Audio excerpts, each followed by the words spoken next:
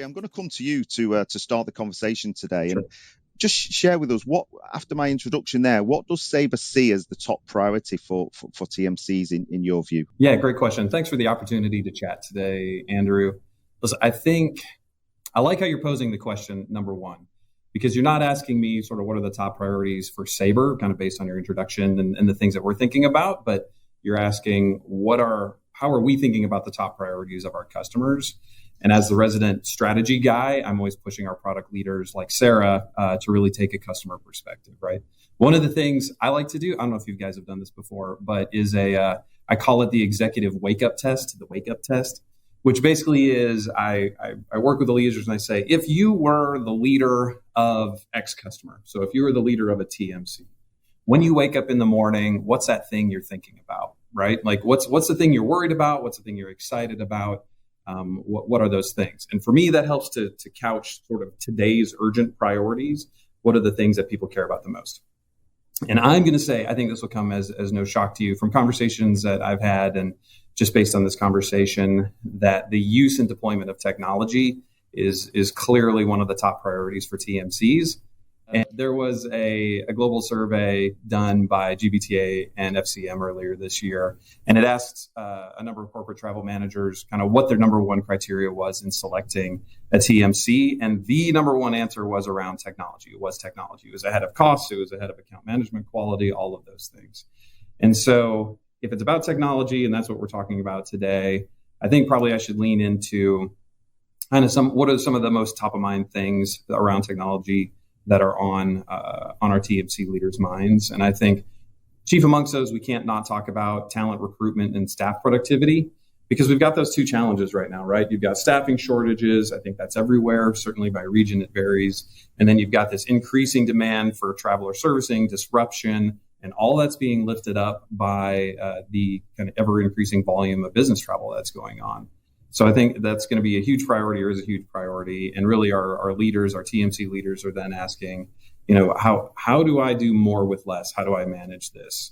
So on the technology side, of course, that means we're thinking about the automation of service tasks and trying to figure out how to enable our TMC partners to elevate their customer experience. And of course, to do that at scale. Yeah, no, thank you. And what's interesting is that our new Prime Minister here in the UK has given a statement that in the UK we are less productive. So anything that you can do to help our agents and our frontline staff be more productive is fantastic. And I want to come back to staffing and talent and productivity a bit later. But aside from that, I mean, is there any other kind of key topics you want to call out around what you're hearing from the TMCs when you're having some of these kind of key discussions on that investment of future, which we spoke about in the introduction? Yeah, sure. I would say there's probably kind of two more things I like to talk about, or that we end up in a lot of conversation around.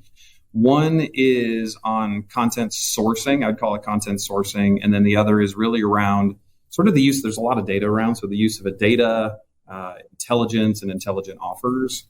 So if I double click those two maybe for a second, the content sourcing, I think we all know the story in the industry, right? Suppliers, really everybody who's playing, but it's kind of leading with suppliers, are thinking about how to create and capture new value for the traveler. And so what that's meant is sort of different offers, different content, and different channels. Airline partners in particular are thinking about how to deploy different content regimes and technologies. That's where we get into the NDC conversation. And so there's an impact to the TMC. So the TMC leaders are, again, waking up in the morning thinking about how do they manage this content fragmentation. And what we know for sure, especially based on the conversation on not having enough resource to manage everything, is that you don't want to run a TMC or an agency of any kind where you're getting some content from a website and some content from an aggregator and some content from a GDS and some content from 1,000 other sources. It's just not manageable. It's not effective. And it's hard to get all of that in one place. And then certainly our customers, corporations, the corporate traveler doesn't want to have to doubt that they're getting the best deal, and the corporate travel manager doesn't want to have to doubt that they can't put in place policy, apply profiles, make sure that the reporting is in place to track budgets and all of that. So I think all of those are moving pieces around content sourcing. So certainly our perspective at Sabre is that the GDS can help extend choice. And we do that by thinking about all the places where content is, NDC, LCC, third-party content, and trying to think more as a platform provider, right? So how do we establish those efficient connections that enable our TMC partners to have the content and then also to manage it effectively and that to integrate it into workflows?